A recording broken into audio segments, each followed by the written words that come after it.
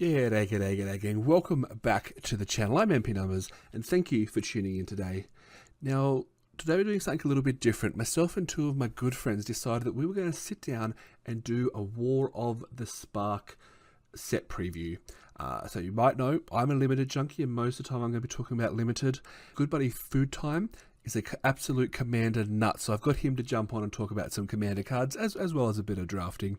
And then finally we've got my good friend and thumbnail maker Derek Maggs, who will be talking from pretty much the new player experience. He's going to be talking about what these cards look like for someone who isn't super involved in the game like myself and Foodtime are.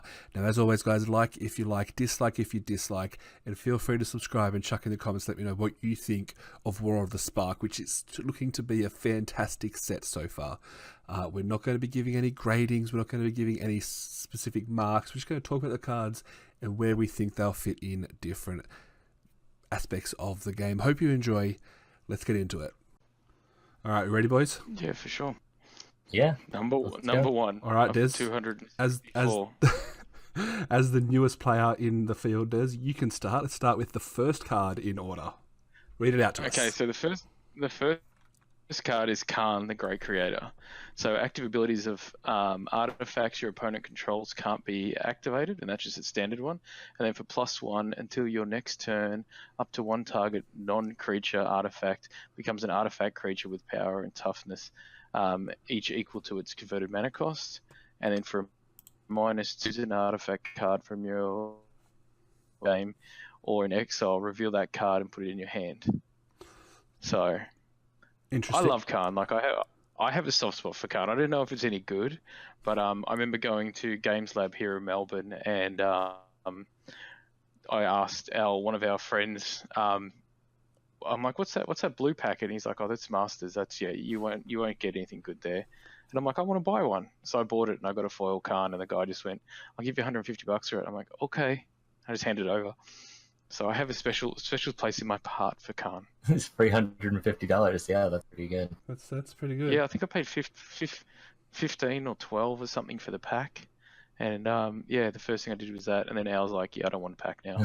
you got the only good pack. Yeah. Yeah, like I was shocked. You lived to Yeah. But like talking about card, like the obvious card to grab with it, it's my Gladys, but everyone's talked about that to death, right? So like you just shut off your entire opponent's land base. So let's just for those of us that aren't familiar with combining cards from hundreds of sets, let's talk a bit more about that one. So Magnificent Lattice, this is a combo I think in Modern where you cast it and it turns all permanents into artifacts, which includes your opponent's lands, and then Karn says their activated abilities can't be activated, so then they can't activate their tap for mana abilities, and it's totally fair. So they literally just can't do anything. Well, the only problem they can't make mana. Yeah, the only problem I find with that though is it's a full drop. In Modern, what are the likes of getting it out that early? I mean, you're playing Tron, right? Yeah, true. Yeah, so Tron, you're looking at maybe turn 2 if you mana, because they play mana rocks in Tron, right? They play all the Urzaras, which I find. Yeah, you just play the 3 by turn 3, you've got like 9 mana or whatever it is. Yeah, but I mean, if you've got that, it's 7 mana. But if you've got that 7 mana, like the other Karn's probably just better, right? Unless you're going specifically for that combo, the other Karn, which exists in the deck at the moment, is better. I mean, yeah, it's just more ways to win. I think that the big takeaway, obviously, with this being the first Planeswalker for this set we're looking at, the new thing with this is the passive ability, right? This is the first time we've seen passive abilities on Planeswalkers, and spoiler, it's going to be on all of them. What do you think? What do we think about that? I mean, I like it. It just basically makes them way more interesting enchantments. Yeah. Well, yeah, and I got to admit though, having a look down, like which I shouldn't have done, but I did. A lot of them have just negative abilities, so which means that they may only be in there for 2 or 3 turns, but it also gives you some power, rather than just go, okay, I can use this thing twice and it's right. So I think it kind of adds another element where it's like, okay, I don't can just protect it, and if its passive ability is good enough, just keep rolling with that. Yeah, for sure. I think the thing to take away, and obviously this again, we're looking forward, but my understanding again is that there's going to be three rarities of Planeswalkers: uncommon, rare, and mythic. The uncommon ones only minus down, but they never minus themselves to 0. Like, they'll start at 5 and they can minus 2, so they never minus to 0 generally. The rare ones will have Unless 2 they abilities. have a minus. Sorry? I think there's a few that have like a -1 ability. Oh, so is you there? can't- Okay. I think so. Okay. I could be wrong. Yeah. We'll find out soon. We'll find out as we go. And then the rare ones like Khan here have a plus and a minus, and then the mythic ones are what you expect. They have the full +1, minus, and then the ultimate at the bottom. So it's But they also have a passive as well, don't they? yeah, they Yeah, all there's have a 3 of passive those. of different things. So Oh man. there is Proliferate in this set, which is an ability that lets you add counters to cards. So, for example, you can get them down to 1. For the ones only minus, you can proliferate it back up to 2 and use the ability again if you're playing those cards. And that's Correct. where... Oh, so you can't go to -1 and kill yourself. No, so it's a cost, so you can never pay something that you don't have. It's like with life total. If you only have 1 life, or if you have 1 Yeah, life, I can't you can't pay 2 life. Yeah. So because the loyalty ability is a cost, if you can't -2 unless you have 2 to minus. You can go to 0 and die. The Planeswalker dies, but yeah, you definitely can't can't just -2. So you need to. Yeah, although in saying that, like, I've obviously done I've been looking into the set, seeing people talk about things that they've got proliferate to let you add counters back on. Some of the colors are focused, have a lot of sacrifice focused effects, so you can sacrifice the Planeswalkers once they've reached their usefulness. And I believe there's a lot of like flashing and not flashing, bouncing in like the blue base colors, so you can bounce it back to your hand, play them again, and start again at max loyalty. So they've definitely put ways in to allow for the fact that they might become useless at some point, and obviously the passive ability helps for that. 2019. Sacrifice bit to bolt every single time. All right, let's All right. So I think we've talked about Karn enough. Let's probably move on to the next card so we can get through. definitely. I already missed Khan. We'll come back to. I'm sure we'll see Khan. It's only rare. We'll get heaps of him. All right, let's move on to card 2 in the set. So card 2 in the set is Ugin the Ineffable, which is kind of a funny name with my childish, because I like to think, Anyway, he's another rare Planeswalker with a passive ability where color spells cost 2 less to cast. We're going to +1 to exile the top card of your library face down and look at it. Create a 2/2 colorless spirit creature token. When that token leaves the battlefield, put the exiled card into your hand. And -3, you can destroy target permanent that's 1 or more colors. Now, I don't know about you guys, but to me that sounds like a headache on a paper Magic board. The first ability, anyway. No, that's easy. Basically, you exile the top card of your library, and it's just a 2/2 creature upside down. It's just an old morph card. Yeah, but and then what when about... it dies, you just put it in your hand. Oh, so you just say represent the token with that card, so you know which with one. that exiled card. Why Yes, but then you still, I guess, you'll have to make sure you and your opponents both track which one's which. So it's the same as like with morphing. You have morph 1, morph 2, morph 3. Yeah. Don't you just turn them upside down? Yeah, but like say you got 4 of them, and like especially if you're in a more casual environment where you're not putting them in a special order. Like I know myself, I put the first one on the left, then move across. But Right. Some people might just be like this one here, this one here, this one here, and I suppose it doesn't really matter because it's an unknown quantity anyway. Yeah. I don't know. I think the card is good. Like I mean, I'm probably going to first pick it any day when I'm drafting because it's colorless for one. The ability lets you go through your thing, and then you can protects himself +1, which is crazy. Definitely. And if your creature dies, like you basically get to draw a free card. Yeah. So what if it's a card that you desperately needed, but now you can't play? There's a bunch of sacrifice effects in the set, like you said. Yeah, it's looking at the sacrifice effects. I mean, you can also just sometimes send it into combat, and your opponent will block it, and you get to draw it. There's definitely ways around it, but the worst case, you're getting a 2/2, and yeah, there's a lot of things you can do with this card. And then worst case scenario, it's a 6 mana destroy for the most part. Yeah, that's it. It's a 6 mana destroy target Nicol Bolas. Yeah, and this is going straight into my Animar Eldrazi deck, by the way. Colorless deck. Yeah, it's just because I'm into chat sometimes.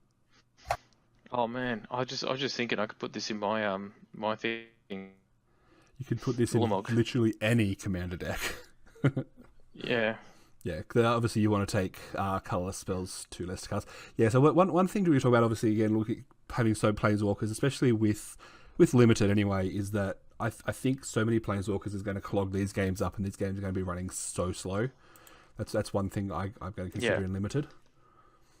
Hey, Foodtime, you're up. What's the third one?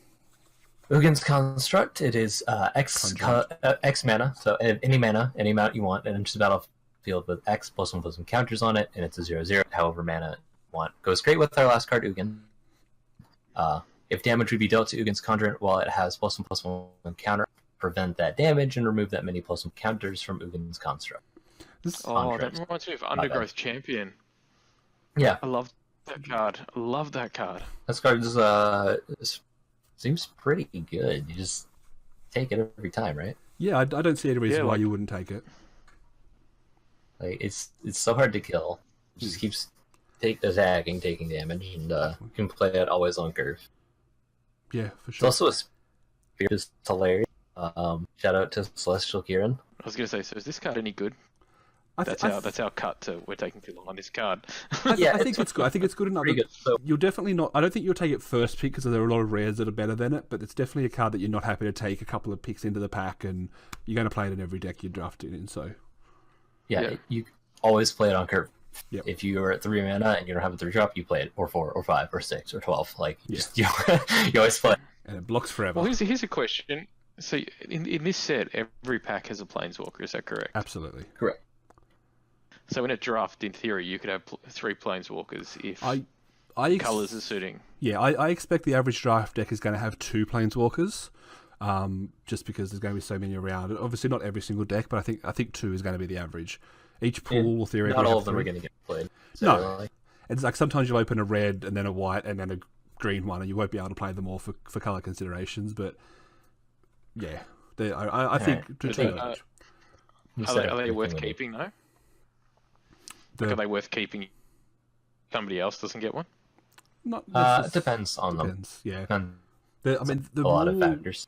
Kind of going back to the rules of draft is that hate drafting is like you should be trying to do. You should definitely be looking to power up your deck before depowering other decks. And especially with this day, most of our draft, for me, I know Foodtime, most of our drafts are going to be on Arena anyway, and you're not drafting against people. And even when you are drafting against people, it's not, you don't play those people because of the league, so it only really matters in the paper drafts and if you go like super competitive. Right, yeah. Cool. Let's move on to this one. We don't need to take much time on. Ajani's Pride Mate, it is a reprint. It's been around for quite a while. It's got a new art. Yeah, which I'm pretty happy with that new art. I think it's better. I love the cat, man. I want to get it. Cat with the zombies in the background. Yeah, it's fighting the Eternals. Foodtime, do you play any decks that have a Ajani's Pride Mate in them? Every life game deck runs Pride Mate. Cool. Which art are you going to use moving forward? Probably the new one, depending on the deck. I think the cat deck specifically, but yeah, you really want to focus. The one thing I like about this, and this was pointed out to me a little bit ago on Twitter, is that the one question that I had that no one could answer for me was, how are all these like Planeswalkers companions showing up in Ravnica when they can't travel? Like they've all got a companion, but then as this flavor text says, Planeswalkers conjure replicants of old allies. Reminders of. I was just going to answer that by saying, how do you, the player who's supposed to be a Planeswalker, do that? How are you summoning creatures to mix them on when you're fighting someone playing cards from Ravnica, right? Magic. But yeah, so it's like a nice little way when you think story-wise. Right? But yeah, Ajani's Prime Mate is a good card. I think there's enough life gain in white in this set that you're going to play it whenever you draft. You're going to take it. The worst case, it's a 2/2 for 2, which is absolutely fine, and it only gets better from there. So yeah, we're moving on to our first instant. Battlefield promotion is 1 and a white. We put a +1/+1 counter on target creature. That creature gains first strike on a turn, and you gain 2 life. And that's 3 decent sentences on a 2-mana common. What do we think? Normally, so random question. So for example, turn 1 I play a stray the Charm Stray that we were talking about just before. Yep. Then we play the Primate, and then turn 3 we play the Battlefield promotion. Mm-hmm. Does that mean the Primate gets gets 2+1? Or...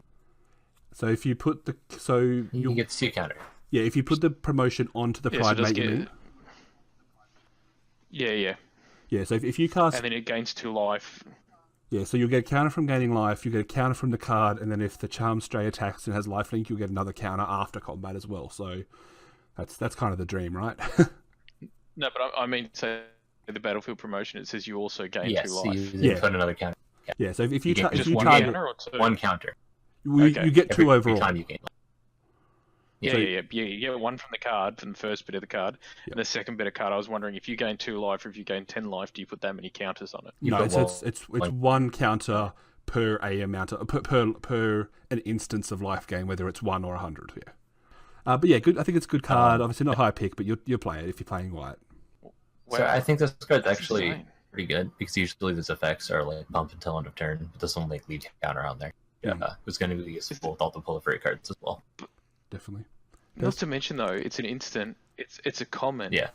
So you get a +1 counter, plus you get 2 life, and yeah, if you've got anything like that where you get +1 counter, as MTG Biker Boy says, that's a 5/5 on turn 3. Yeah. Perfect world. Yeah. But usually That's it'll be insane. like +2/+2 until end of turn, right? Yeah, which is good. Like Like, that makes it Yeah. counter. yeah, no, It's going to be really strong.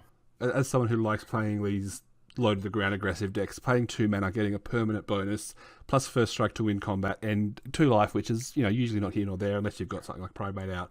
This card I'm going to play in most of my white X aggressive decks if I get the opportunity to play those decks. Yeah, I feel absolutely. like pretty sweet. But what? It's just crazy though, because it's common. I thought it'd at least be uncommon. Yeah. For a No, card it's- that has that many effects for I that think. cheap. Sorry. A little pushed, but I like it. Yeah. Alright, next card. Bond Cool. of Discipline. Yep. Go for time. 4 and a white. Sorcery. Tap all creatures your opponents control. Creatures you control gain lifelink. Oh, Card's dope. I can have- see that Commander, man. Tap all creatures. your This is opponent- just a blowout and limited, right? Yeah, this is a limited blow. I don't know about Commander. Obviously, that's you guys. The one thing I want to talk about this, just to detract from from the gameplay, is the flavor of this bond cycle, right? Like the guilds are joined together. You can see the Azurius and the Orzhov symbol combined there. A Orzhov mage and Azurius mage coming together. People that generally don't work together. They're like fighting. This is what I love about this set is this like camaraderie of these people that don't normally coexist. They lived against each other. That's me. The enemy of my enemy is my friend.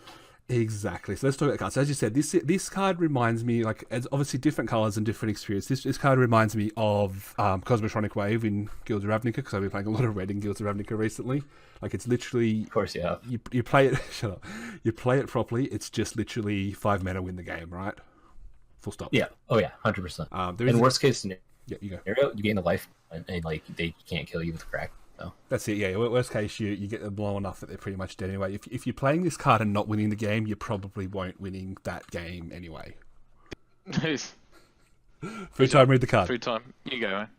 okay. Volric giant 5 white creature, giant soldier enters his battlefield to gain 5 life. Wow, I'm seeing a theme. So 3/6. So we're up to 3 cards in a row that gain life after a 1 card which cares about life gain. So it's pretty safe to say that at least 1 color pair of white is going to be focused on gaining life, which is fine. I kind of just want to play Primate, Battlefield Promotion, and Charm I Stray, mean, this is and then the Bond of Discipline, and that's it.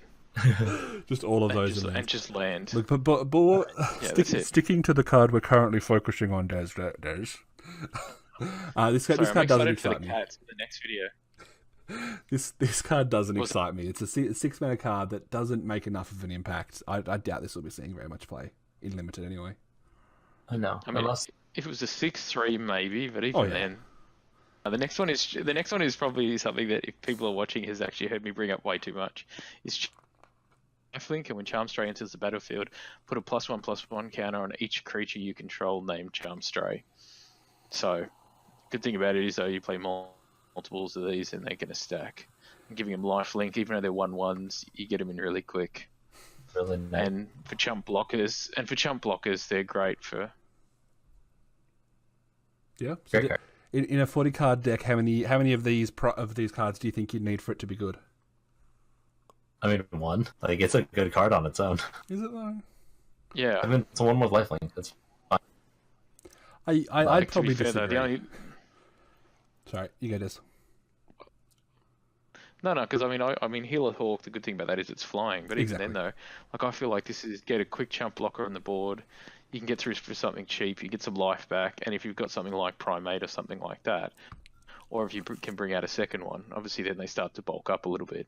Yeah, I honestly, I think if there's enough... Oh, sorry, yeah. Yeah, it's not a first turn or two. I feel like it could be a good thing to have on the board. I don't think it's a bad card, but I think unless I was specifically building a life gain deck, like if there's more cards that have life gain payoffs like Pridemate, I don't think I'd play them. Even if I had 3 or 4, it'd be pretty hard to convince myself to play them in a real like a real limited deck. You know what I mean? Yeah, but if I need a 1-drop, like that's the thing.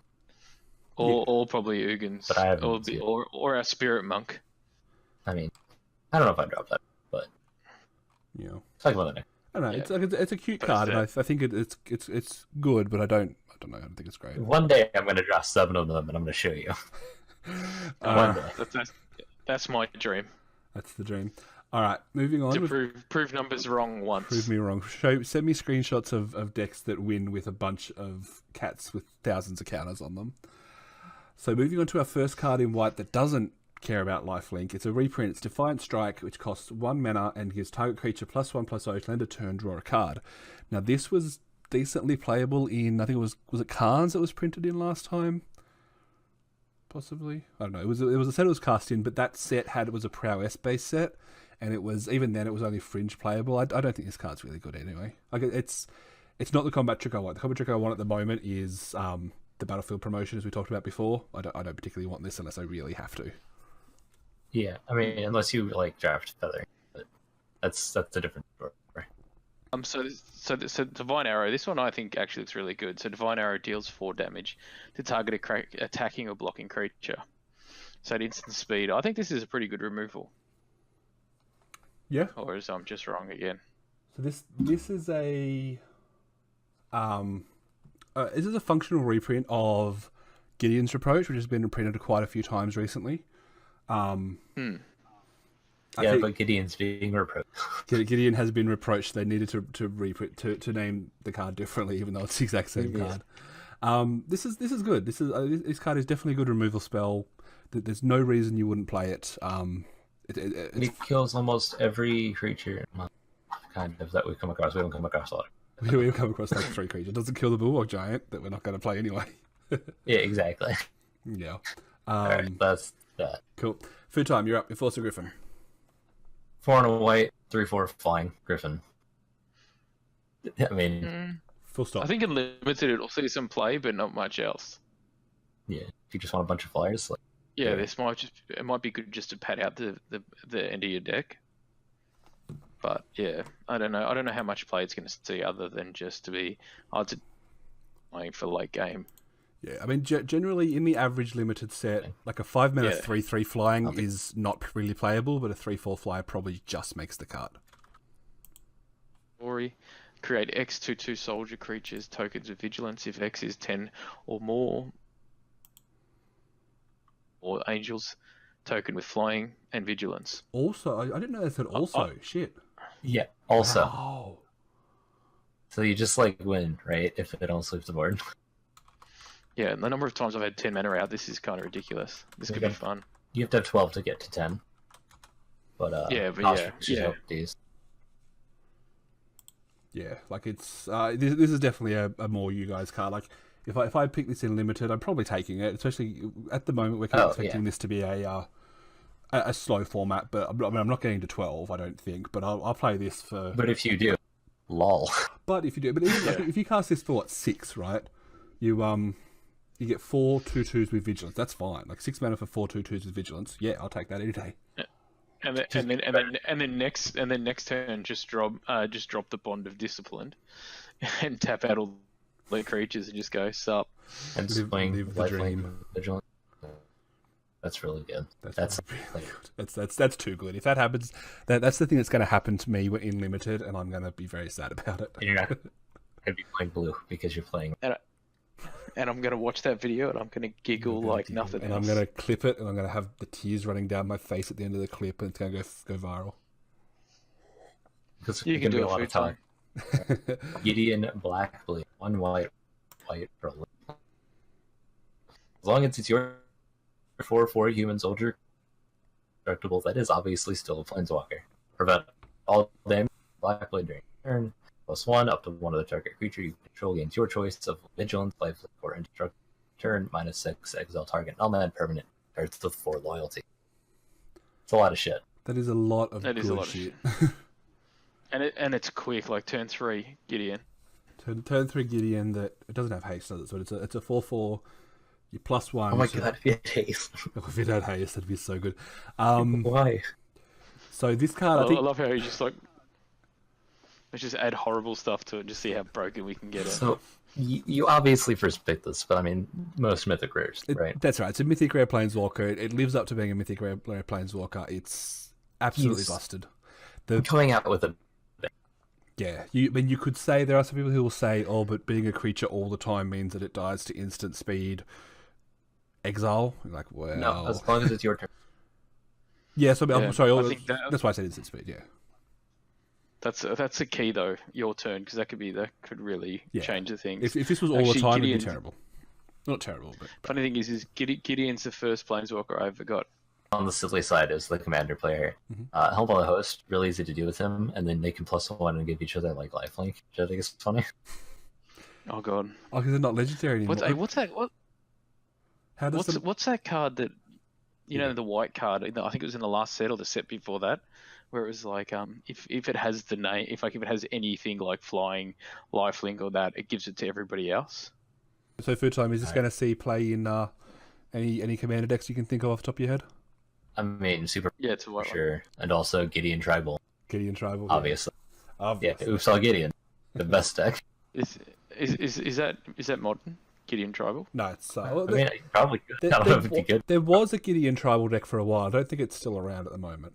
Gideon is probably the top of my list for card I most want to open in my first pack of a draft because I think it's just probably one of the best cards. Yeah. Gideon Sacrifice. Rip.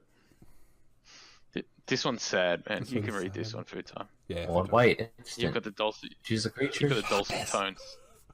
Choose the creature or planeswalker you control. All damage that would be dealt this turn to you and permanents you control is dealt to the chosen permanent if it's still on the battlefield. Now, correct me if I'm wrong, but Gideon has indestructible during your turn, right? So if you use Gideon Sacrifice targeting Gideon, he doesn't die. Hashtag no. Clever fail. If you were going to play this card, you'd be playing it defensively. You'd line up your blocks to win combat, and then use this to lose your worst creature rather than losing all of your creatures. In saying that, Man, I don't think this card's great. I think I like it. I think it could be cool. Like, no offense, you got some big creatures on here, and then you kill a stray cat with like 30 damage. Yeah, I think. Like, again, my early thought, obviously, we've been in this card for 2 days now. My early thoughts are in War of the Spark Limited, this is going to be the card that you're going to hear the most about because people are going to say, oh, I just blew my opponent out with this. But in reality, it's going to be sitting in people's hands when they lose the game the most as well. You know what I mean? Yeah, for sure. Like, I think it will be a trap. I think people will play it. I think it will lose them, and I don't think it's going to. Like, I could be wrong. I'm happy to be wrong, but I don't think it's worth playing in your average limited deck. There's probably some places it'll fit, but generally, I don't think so. Really, I feel like for one white, it's worth it. Like, if somebody's got lethal on you, you can play this and then what? Kind of, and just kill a single creature. Yeah, but then they still have lethal. And at least then you may have. They still have lethal next turn. So honestly, this is basically a fog. Anything that's worse than a fog. Yeah, but I think it can buy you a turn. Possibly, buys you a could draw be good step. if need be. Yeah, but like so could random 3-drop creature. You know what I mean? Yeah, I guess. But like if I've got something here that does like just a single damage, or if I've got something that can just ping for 1, which I think there are in red. Probably. This could save you that turn and just get you to ping for 1. Like I could hit you down to 1. You go, I'm not blocking anything. Swing with everything, thinking you've got lethal. Saves you a turn and then just tap and ping for 1. That's like the dream scenario. That's perfect true. world scenario. So I don't know. All we can do is wait and see. You know, we've got to watch it, and if it happens, it happens. It'd be cool to hear about. But again, I just personally think this is a card that, you know, I mean, like you're saying here, Des, you're saying best case scenario. Possibly it will happen more than we think. But yeah, It's gonna work a couple times, like the first few weeks or so. That's it. Like I said, you gotta finish up your pre-release. You're gonna walk over to your best friend. He's gonna say, "Oh my god, you won't believe this blowout I just got with Gideon's whatever," and you're gonna be like, "Cool, best card ever." And then you're gonna play it yourself. You're gonna be like, "Oh shit, I just died again with Gideon's." But I feel like in limited and draft it could be good. Possibly. And hey, look, if it's good, it's good, sure. But speaking of a card that's good, let's talk about a card. Good. Cool. Let's move on to Gideon's Triumph. So with Gideon's Triumph, it's another instance that costs 1 and a white. Target opponent sacrifices a creature that attacked or blocked this turn. If you control a Gideon Planeswalker, that player sacrifices 2 of those creatures instead. This is a good card. It's another good card. This card, I would first pick this card as long as the rare wasn't good, you know. This is sweet. And if you have Gideon, it's just hilarious. Yeah. You could technically play 2 of these, or if you've got them, or even 3 in a turn, and just go, there's a board wipe. Yeah, just kill everything. Exactly. Yeah. It's better than your average edict, because average edict, if your opponent just has like random 1/1 or random token lying around, they can sacrifice it. But if you can get yourself into a board state where they can't afford to attack with more than 1 or 2 creatures, you kill 1 creature in combat, you make them sacrifice the other one. They can't just choose a different one and sacrifice it. So the Gideon thing is probably flavor text more than anything, you know what I mean? Because there's only 1 Gideon Planeswalker in the set. Obviously, if you go on to Commander, maybe it's a bit more effective, but Gideon Tribal, let's go, boys. No. I also like that it kills blockers because it gets past some of the big butt boys that are hard to kill. Yeah, they block. Obviously, being instant speed means you can do it pre damage as well. So you're not getting damage in, but you're still killing their creature. So win-win. Beautiful. Cool. All right, next card. So this is the first of our God cards. God card. I was surprised to see God comes back. So this is God Eternal Aketra. She's 3 and a white, 3 white for a legendary creature, Zombie God. She's a 3. Like what? She's a 3/6 with double strike. Whenever you cast a creature spell, create a 4/4 black zombie warrior creature token with vigilance. When God Eternal Aketra dies or is put into exile from the battlefield, you may put it into its owner's library, 3rd from the top. I like this. So just like all the gods, you take this every time unlimited first picks, windmill slam, run around the table, high five all your friends, just like lose your mind. Yeah, so to break this card down, you first pick it if you get it. It's literally it's a 3/6 by itself. The only thing you need to do to make it better is to play creature spells. So yeah. Can we? Can be a commander powerhouse for sure. You could literally just hold it back as a blocker and just keep creating zombies. Mm-hmm. And have almost like a. So, for example, with this one here, I know it's creature spells. That's alright, don't worry. Cool. So, Foodtime, can we expect a God Eternal Aketra commander deck anytime soon? Yeah. Do you know what Aketra's Monument does? Do you remember? White creatures cost 1 less, and you make a 1/1 whenever you play a creature? Yeah. And then you make 2 creatures every time. It's ramping you. Oh, this is a deck. It's on all creatures. Cool. Commander deck. Sounds super sweet. Can you write it for me? I want to buy that one. I'll buy that one. Make sure you subscribe to youtube.com/foodtime for a deck tag at some point, I'm sure. I guess I should probably do that, huh? Yes. Alright, Foodtime, you're up with Grateful Apparition. Alright, 1 and a white for a 1/1 flying. Creature Spirit. Whenever Grateful Apparition comes into a player or planeswalker, proliferate, which is choose any number of permanents and or players, then give each another counter of each kind already there, which is a buff to the way proliferate used to work. Is it really? Yeah, so the way it used to work is it used to choose any number of permanents and or players and give each of them another counter of one that is already there. This one gives them one of each kind that's already there. Okay, so this gives them... Sorry.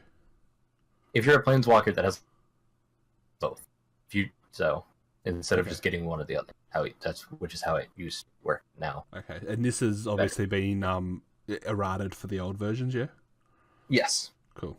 That's cool. So it's mandatory as well. You can't be like, okay, I want to give myself an extra energy but not an extra poison counter. You have to do both. Yes. Okay. That's hilarious, actually. So maybe a slight buff, actually.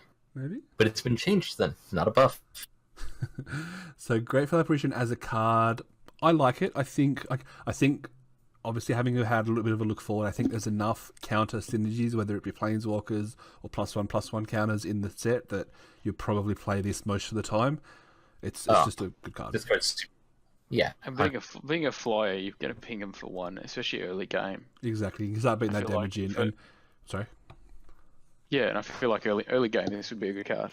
Yeah, Des, you're going like this. It's like a healer's talk if your red mid already has a counter on it. Yeah. Now imagine if you put a counter on this, then it just gets bigger every turn as well, which is cool. That is true, which is great with that card we talked about, strike and a counter. And thinking, oh yeah, big brain promotion. Big brain, yeah. So there's definitely some cool synergies. Just even looking at being a mono white limited deck, there's pretty cool synergies coming up in the commons and uncommons, which is cool. But yeah, I'd play this most of the time in a limited deck, unless I was maybe not in a super aggressive deck, but yeah. Ignite the Beacon, pretty cool artwork. I'm really big fan of this artwork. So we see a Ajani in the front. So this is a 5-mana instant. But this is a 5-mana instant where you search your library for up to 2 Planeswalker cards, reveal them, put them into your hand, and shuffle your library. This feels commandery to me, so I'm going to take it over to you, Foodtime. I mean, unless you have like 5 or 6 Planeswalkers in your limited, then you probably. But yeah, if you're playing Super Friends, this is great. If you have like the Intribal, this is hilarious. Yeah, if you have enough walkers in your deck, consistently fantastic. Yeah, my thoughts, especially because it's instant speed. Yeah, make this so much. Yeah, again, my thoughts being that the average draft deck is going to have 2 Planeswalkers, right? So if you draw one of them, this card becomes 10 times worse because it's 5 mana search for a card. In Sealed, you'd probably play this a lot more regularly because you're going to probably expect you to be playing 4 or 5 Planeswalkers in your Sealed decks, I imagine. So there, it's probably good, like actively wanting it, but for normal draft deck, probably not so much, right? You reckon Sealed will see 5 colored decks now? No. With the Planeswalkers? I don't think probably so. Not. But a lot of the Planeswalkers, you know, spoileries ahead, a lot of the Planeswalkers are hybrid, so they can fit into 2 colors. Yeah. Okay. Yeah. But yeah, so I think draft, no. Sealed, yes. Next card. All right, Des, super exciting one. Ironclad Crowbot. Des, you're up. Read the rules on this one, please. It's just a giant beast. It's 2/5. 2/5. It's common. It costs 4. You pick it late. I would be disappointed to put this in my draft deck. If I put this in my draft deck, I'm probably not going to be happy about the way that draft's going to go. It's going to annoy me though. I'm going to not be able to get past it, and she'd be like, "Why can't I beat them? They have a 2/5. Oh no, what's going to happen to me way too many times? They're going to kill all my tutus." I'm going to have stuff I sometimes throw things into this deck just because if I need a filler card, just because the 5 is going to annoy people. Yeah, and that's where I mean, if we're sorry. Yeah, but that's all it's going to be. It would just be a blocker that's there literally just to annoy people, I feel. For sure. And if I'm sitting in traditional draft with sideboarding, and I come up against super aggressive red based aggro deck 2/2s, I bring this in from the sideboard as a blocker. Like it just does, because it's going to do work there, but generally not so much on best of ones. Yeah, I'm best. Yeah. Playing. So moving. Law-Rune Enforcer. Moving from probably the worst white common to possibly the best white common. Foodtime. Oh yeah. Hey, what about Stray Cats? Shut up. This is much better. 1 white for a creature, human, soldier. 1 of any color. Tap. Tap target creature with converted mana cost 2 or greater, and it's a 1. It's going to be annoying as hell. So you're just going to play this card every time. Yeah, this is tap target creature that actually matters, except for your opponent's Law-Rune Enforcer. That's the extent of it. And a Johnny's. To a greater dude, Johnny's Primate's in there. Oh yeah, my bad. Yeah. I can't remember today. You're literally going to ping flyers, so the only thing that's going to get through is my Charm Stray, and then I'm going to giggle. But I can block your Charm Stray and then tap something. If he's got mold. Ah, yeah, shit. But no, this card is. This is the card I'll have. This card is a take. This card is this is a good shot at best common in this best common in white anyway. Like this is a card where I'll have your damn Charm Strays in my deck, and I'll be like, God, I hope I get an upgrade, and this will come along. I'm like, yes, cut that Charm Stray straight away. Yeah. Alright, there's Loxodon Sergeant. I'll give you a real card this time. What's Loxodon Sergeant do? It's an elephant soldier. All right. Well, what else is it? I just love this art. So it's vigilance, and so when the sergeant enters the battlefield, other creatures you control gain vigilance until the end of the turn. And He's 3/3 for 3 and a white. It's a good blocker, but I feel like, I don't know, being vigilant, it's good because you can just swing and just leave it, but I still feel like it's not that good. I'd probably actually put in the Ironclad, to be fair. Just because it's a bigger body for this. I think it's generally better than the Ironclad guy, just because of the vigilance, because that, like, I'm not playing and expecting the vigilance thing to matter that much, but it might come in handy occasionally to help me get a few points of damage in, right?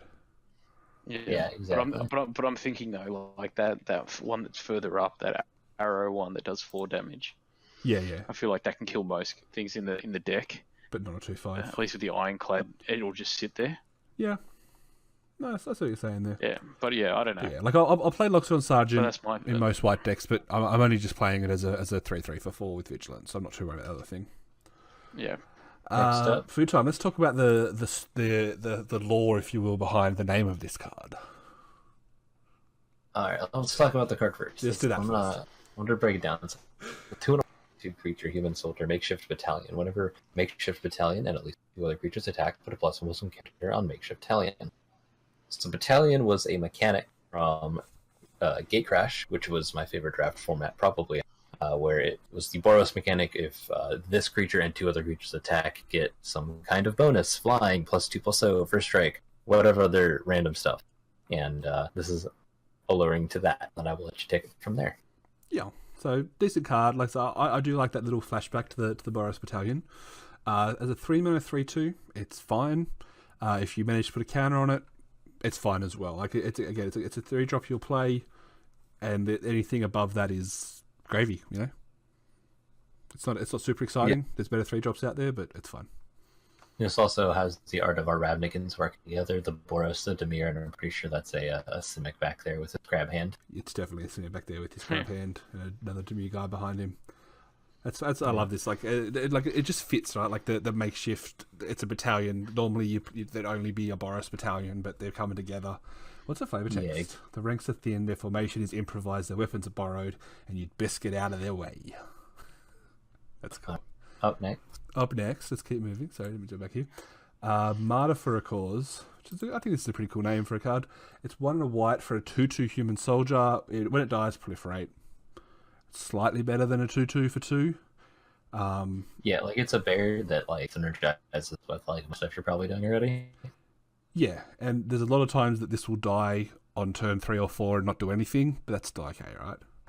Yeah, it's still a bear. Yeah, the real question is going to come back to what we were talking about before, is the actual speed of the format and how many 2-drops you want in this format, because there's a chance with the way that the mana curve seems to be so high, there's a chance you don't want 2/2s for 2, but you probably will.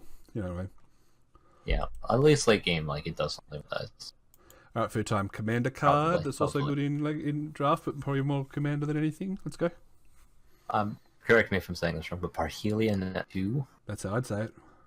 6 white for a 5/5 legendary artifact vehicle, so it's not a 5/5 until you prove for it.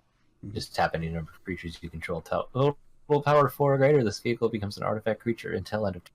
It's got flying, first strike, vigilance, and when it attacks, create 2 4/4 white in flying and vigilance that are attacking. So Des, at first glance, do you think this is a good card or a not good card? I think it's pretty solid. I just think the cost is pretty high, but if you get this out, this could win a game. Yeah. Like you think this 13 attacking in the air, you're going to be pretty hard to stop that. If you resolve this and don't win, there's something wrong. You should probably quit like that. That's 13 damage, and then even if for some unknown reason you don't get through, you've got the second turn. For sure, and like realistically, like an all block. Yeah, if you get this early, you're building your deck to it. Like you're not just going to pick up this and then pick up a bunch of 2/2s and combat tricks. You're going to be picking up your 2/5s.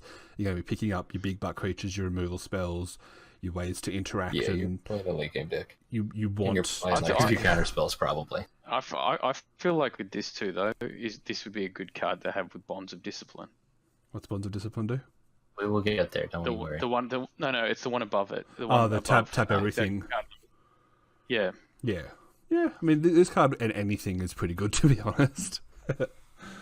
It's just that's a real end game. Like, the good thing about this set is it looks like it's going to be going a lot more later game, so you're more likely to have this out.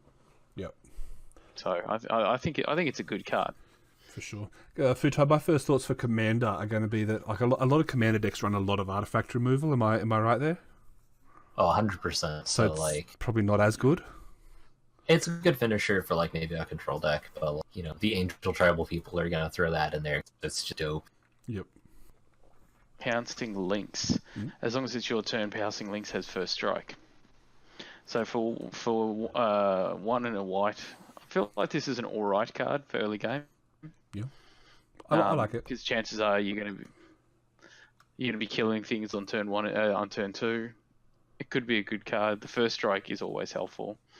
I'm quite partial to the first strike and to flying, because I just feel like it just gives you that little bit of upper hand.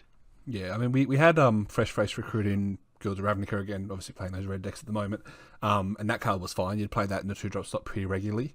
With this set having a lot more counter and buffing synergy, that first strike on your turn becomes a lot better as well. So yeah, I think exactly. I think it's a fine common. Obviously, it's not as good as some of the other cards we've talked about, but it'll definitely be in any white deck. Like Charmed Stray. Shut up. Like Charmed Stray. Alright, moving on to Prison Realm. This is our first enchantment. So this is a 3-mana enchantment, 2 and a white. When Prison Realm enters the battlefield, exile target creature or planeswalker an opponent controls until Prison Realm leaves the battlefield. When it enters the battlefield, scry 1. So this is cool, because one of the downsides of having like Oblivion Rings and whatnot is that sometimes your opponent can interact with the target before it gets exiled. So like, absolute worst case, yeah, scry 1, right? Like, it's nothing. That's upside. Enchantment removal, how much enchantment removal people play in their main decks in Limited is going to depend on the format more than anything, but often these are just permanent removals, and the fact that it targets planeswalkers is really, really good. Yeah, exactly. Exactly. Not really gonna play it in Commander. It's not better than Over.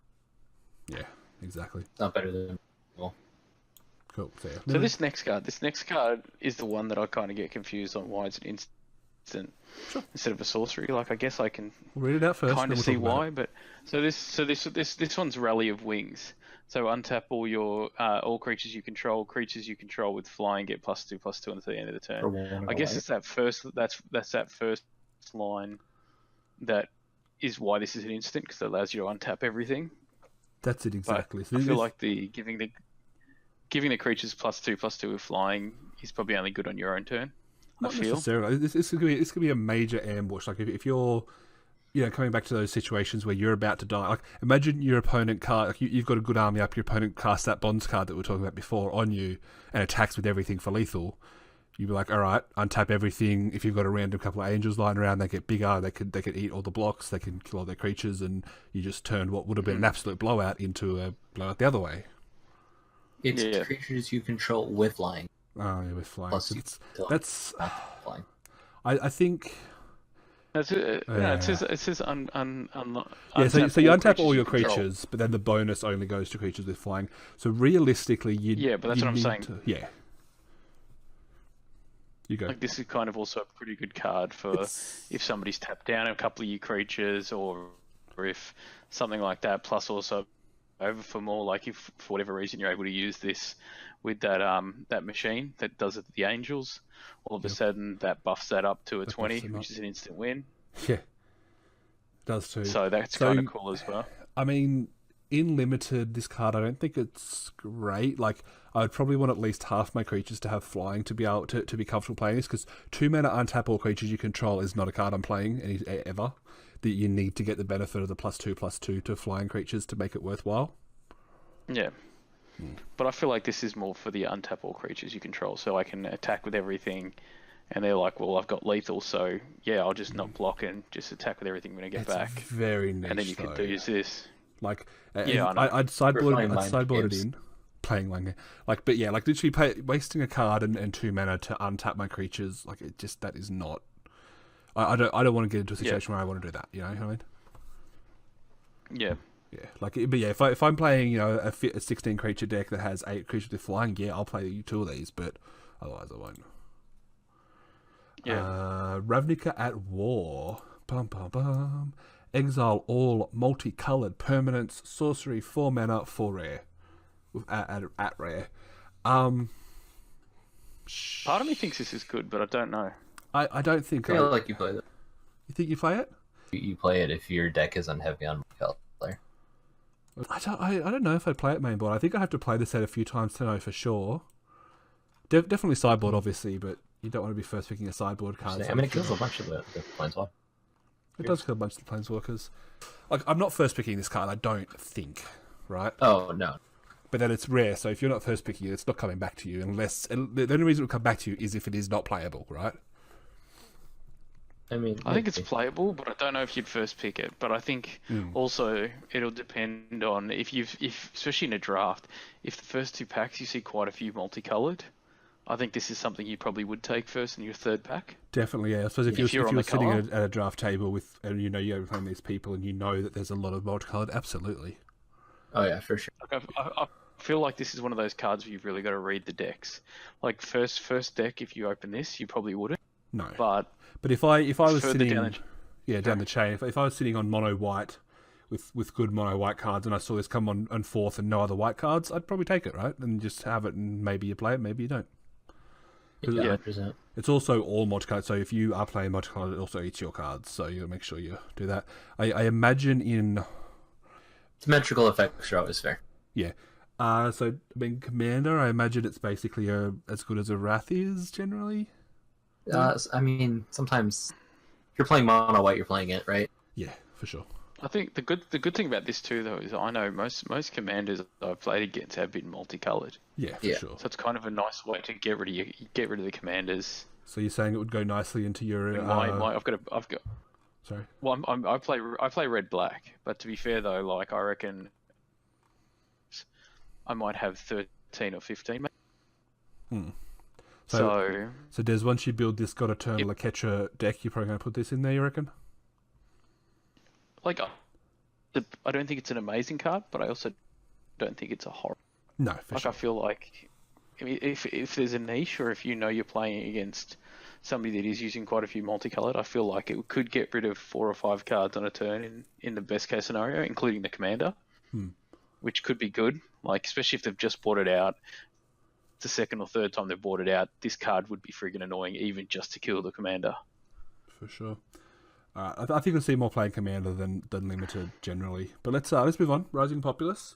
Now this card I do want to talk about again for a second. The feels of the card, the story behind the card. I think it's awesome. Like, it's the story of a city, or if you will, at war, where people are dying, people are missing, and obviously this is the grieving pack where every time someone dies, it gets bigger.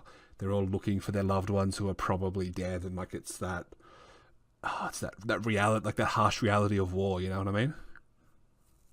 Oh yeah, for sure. So the card itself, it's a 3-mana 2/2, which is not great, but whenever another creature or planeswalker you control dies, put a +1/+1 counter on it.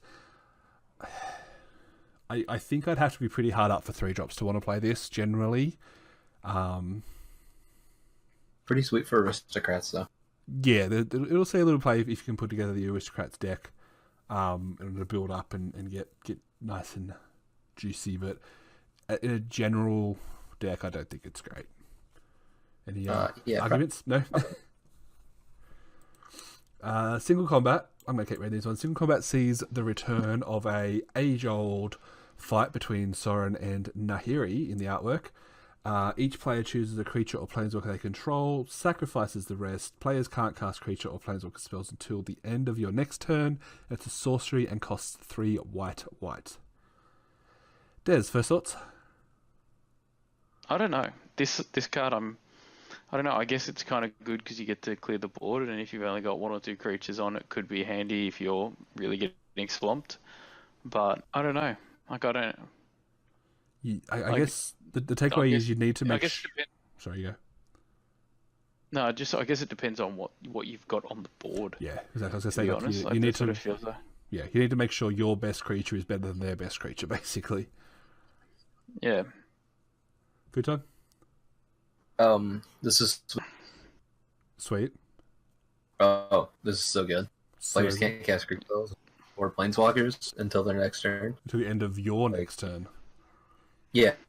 So like, that's pretty sweet. You get to just be like, all right, nah, dude, everyone slow down. 5 and a white for a 3/3 creature angel with flying, first strike, vigilance, and a life. That's a lot of words. Feel like you take it, right? I feel like you're taking it. I mean, it costs 6, so again, deck dependency. If I'm playing a low curve deck, I don't want it. I mean, you may even play it like just as a finisher, right? Mm-hmm. But it's so good. Like, it's so hard to beat. Yeah, but like, what do you? Yeah, like even if you've got other flyers, that lifelink and first strike just ruins you. And you think every time you attack, you're gonna get through for 3 on something. You're gonna get lifelink. So, and you can just keep keeping the card. So you got a blocker in the air. You've got first strike, so you can kill anything that tries to block it, and you get life every turn. Yeah, it's keyword soup, and it's. Yeah, but let me put this to you, right? You open a pack that has 13 terrible cards. You have this, and you have a 6 mana 4/4 flying. What do you take? I'd take this. What about a 6 mana 5/5 flying? I feel like I almost still take. Still take this? Yeah, reckon? because I just feel like there's enough buffs and there's enough +1/+1 counters, especially if you're in white, that I feel like it wouldn't take much to get this card up a couple. Yeah, that's fair. If you consider the amount of combat tricks, the amount of ways to add counters to cards, yeah, you're probably not wrong. Because my idea is, though, is this with this one is you're going to get 3 in first, no matter what. You've always got a blocker in the air, and you've always going to get 3 life. Yeah. And I feel like this is kind of that card where you just attack every turn, and people are just going to get annoyed with it. And I suppose, like, even if they block you, you've got like Gideon's Whatsy to make them sacrifice it, and yeah, no, it's a good card. All right, Des, we've got another Planeswalker. Is that first uncommon Planeswalker, I believe? Yeah, I think so. So is it Teo? Oh, The Shield Mage. Teo. I don't know. Teo, yeah. He costs. You have Hexproof. He costs a white and 2, and his passive ability is you have Hexproof, and for his -2, create a 0/3 white wall creature token with Defender. My first thought is, like. My first thought is this is pretty much a Hexproof enchantment. Yeah. That's how I see it. Yeah. So you have hexproof. So everything, I feel like for this is more just an enchantment that says you have hexproof, and then if you lose everything, tap him down by 2. So you've got a wall there. Yeah, like I mean, you having hexproof in an average limited game is not something that's worth a card. Like, it's not worth a card to have hexproof, right? Like, it's not, because there's not that many times you're being targeted by spells generally. Does it not give you creatures one as? No, it's just you, the player. I do feel like I play against mono red in like Magic Arena, just in standard. Yeah. I feel like I sideboard this in mono red. Yeah, I mean, it might see some constructed play, right? Like, it isn't irrelevant. Obviously, they can just kill this, so if you play it and make a wall straight away, it dies to lightning bolt. So yeah, that's a lightning strike not going for my face, or the O3 I just made. Yeah, I suppose it saves 3 life and you have a blocker. The other thing, it's like, yeah, I'm not taking it first. Absolutely not. I might play it. Okay, if we go back to that Parhelion deck that we're talking about, where you just want to build up your blockers and have a butt to keep yourself alive to get to 8. Yeah, I'd play it in that deck for sure. Oh yeah, for sure. And I feel like even the worst case scenario, you get 2 walls out of it if you're lucky. And then you can either you can sacrifice it to an effect or proliferate to get a 3rd wall and move on with your life. My second thought after the if I see it, the second thought would be, what plane is this guy from, and when are we going there? Oh yeah, he looks cool. I like the artwork. Kind of, yeah. Yeah, they haven't really told us. He's kind of got the hair. He's kind of got the haircut from for Hayden Christensen in the second Star Wars. Is this are these new guys like our Gatewatch 2.0? I kind of hope not, right? Like, we know, spoilers, we know Kaya joins the Gatewatch because she has an oath, but I don't know there's any other oaths. And I'm assuming they're not going to introduce new characters to kill them straight away, but yeah, it could be wrong. This is his creature, right? Foodtime? Plus and can target creature you can control. Yeah, Is it wrong? But that kind of That kind of sounds better than the Planeswalker. To I was going to say, like, you get a wall and you get a +1/+1. well, it's actually not a wall. That's the thing. Like, it doesn't have defender, so you could put the one counter on it, have a 1/4 that you could attack with, in theory, and you could proliferate to make it like a 3/6, I guess. Yeah, I'd honestly probably prefer this to the Planeswalker. If we're talking, if I had one slot for a 3-drop. Derek had something smart. Doesn't happen often. Good job, Des. Any thoughts on that one, Foodtime? Yep, sounds good. Sounds good. Cool. We have a legendary creatures. I'll give this one to you, Foodtime, because we know that you like legendary creatures. Helmic, Advocus. Wow, words are hard. That's not his white free. Yeah, I know. Advocus? Is that a real word? Yeah, I think so. All right, read it while I Google. All right, white for a 2/3 legendary creature, human advisor. For some reason, lands and land cards in graveyards can't be the target of spells or ability your opponents control. Your opponents can't play graveyard. So Advocus is this Super hate bear. Super hate bear, yeah. So FYI, shush, I'm talking. Advocist is not a real word. If you put the C in instead of the K, there's a few urban dictionaries, and it's also a streamer under the name of Advocist.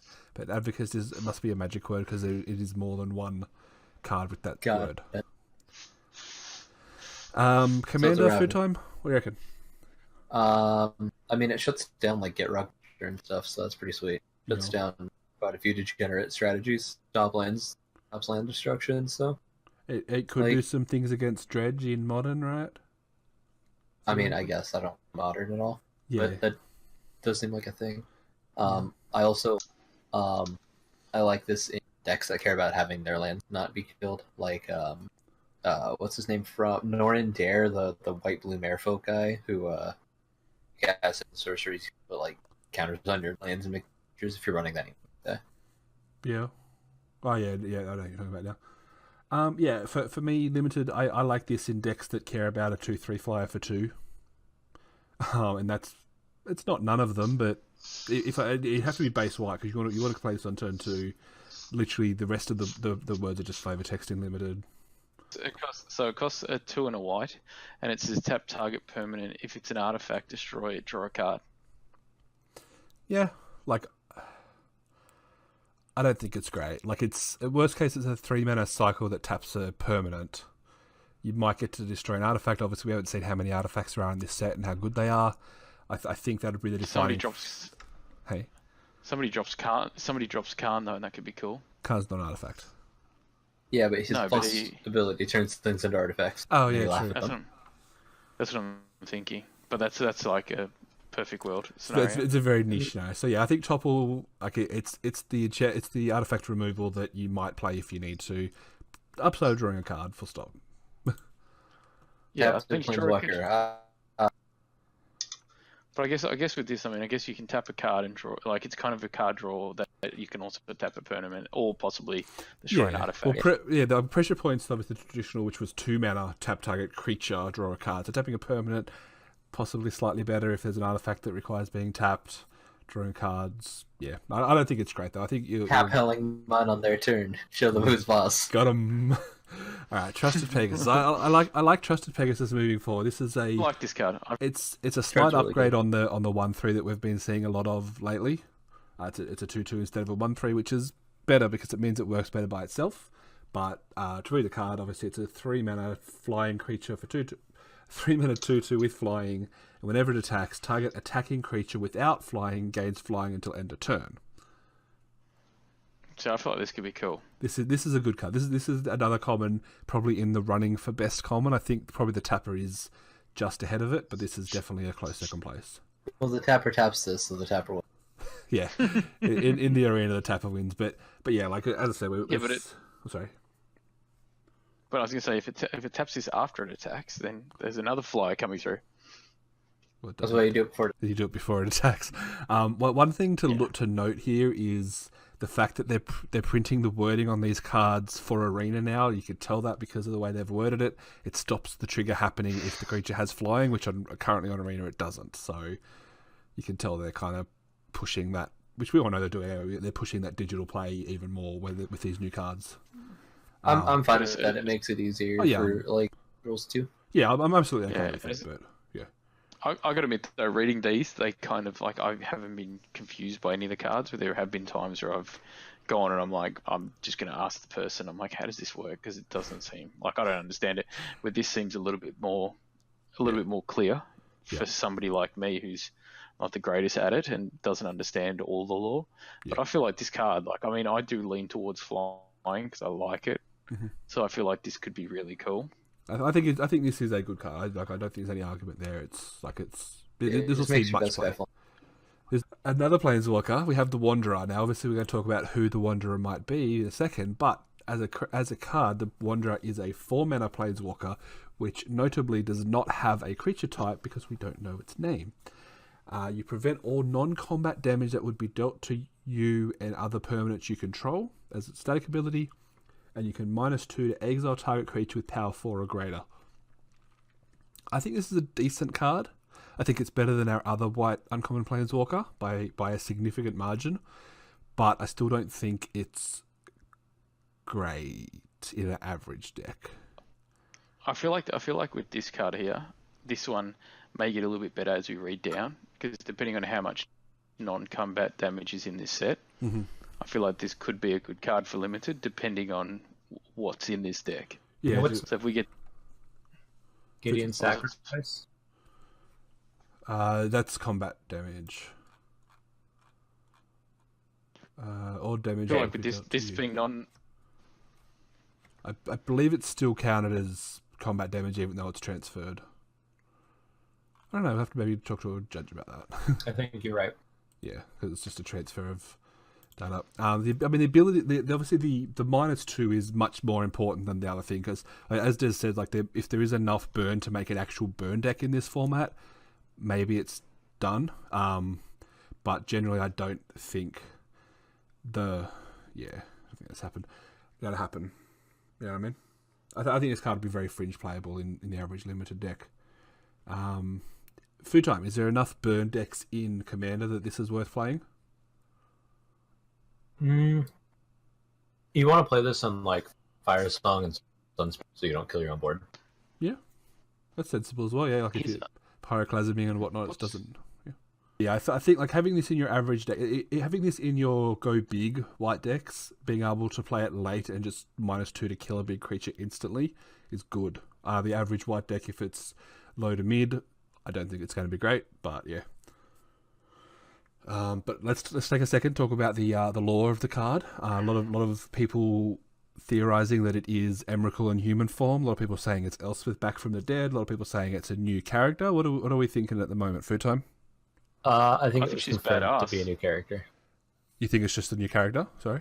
No, I think that was confirmed. So. Oh, it is confirmed, is it? My character is they planeswalk with like on accident.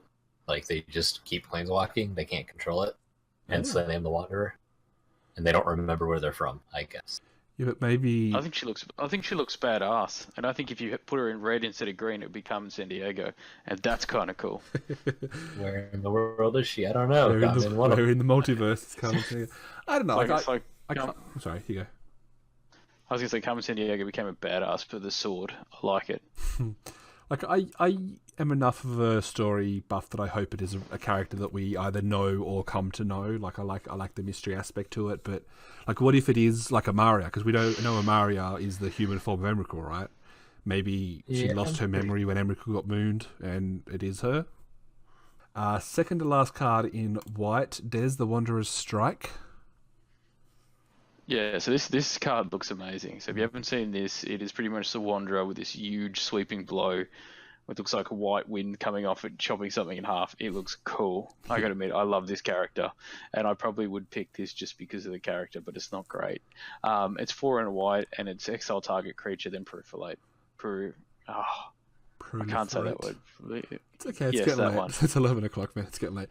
I think the only thing I would disagree with you is at some point you said it's not great. 5 mana exile target creature is fine, and having proliferate on top is good. I think this card is one of the removal spells you want to play, because like we noticed in white there's the sacrifice thing, there's the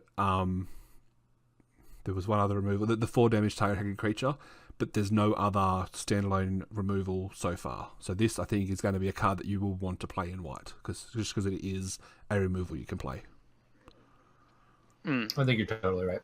Yeah, and like we played, there was a card in M19. Was it M19? 5 mana exile target creature or enchantment, I think it was. So that got played in every single white deck, and this is strictly better because it proliferates as well. Proliferates as well. And then maybe you also get to minus your plans. Yeah, so like if you somehow end up with the god of Wanderer's Strike and Wanderer, you kill 2 big creatures, then you play this, get a counter on the Wanderer and kill another big creature as well. So that's 4 creatures for 9 mana. That's pretty good. Perfect one, of course. Foodtime. Wrap up white for us with the final card. War Screamer. 1 and a white for a 1/3. Creature, bird, flying. 5 and a white. Tap. Other creatures you control get +1/+.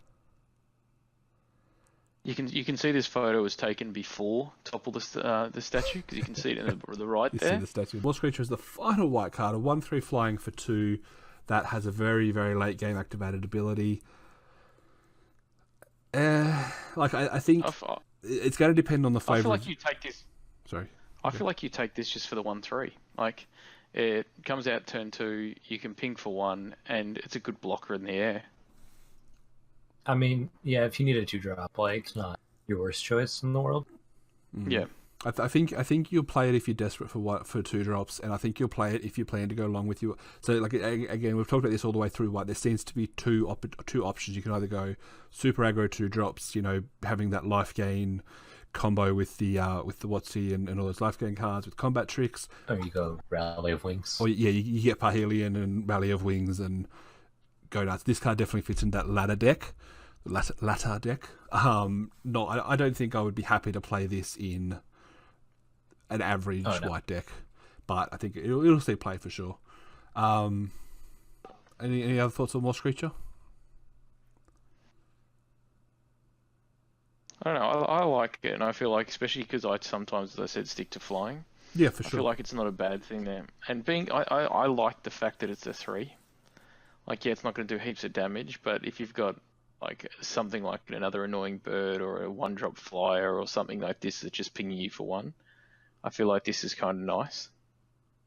And that late game could be handy. Yeah. Yeah. Because I feel like this is a card that you could get out even if it's a late game turn 5 or 6, and people aren't going to really worry about it being that it's a 1-drop for like a 1-attack flyer. Yeah, 1 power. Yeah, Yeah, but sorry, you go. I just think it could be a decent game ender to all of a sudden go, okay, I attach with these 6, and then go and all of them get +1/+1s. Yeah, I think it's the kind which could also trigger a few other things. Yeah, I think it's the kind of card that you wouldn't take it in the first 8 picks of a pack because there's going to be better cards. But if you get through to pick 9 to 15, and you're like, well, I need white cards. Here's a white card. I'll take it, and then maybe it makes the cut, right? Yeah. All right, let's talk white overall. So I think I like white overall. I think Gideon might be one of the best cards, one of the best first picks. We've got a couple of removal spells, but definitely not the amount of removal spells I would like to see. And probably the big takeaway that I've seen is we have a Ajani's Pridemate, but there's no other life gain payoffs, right? Like, so just in white itself, there's no life gain deck, you know what I mean? It's just, there is that card and maybe it'll come up occasionally, but you're not building white life gain unless there's more support in second colour.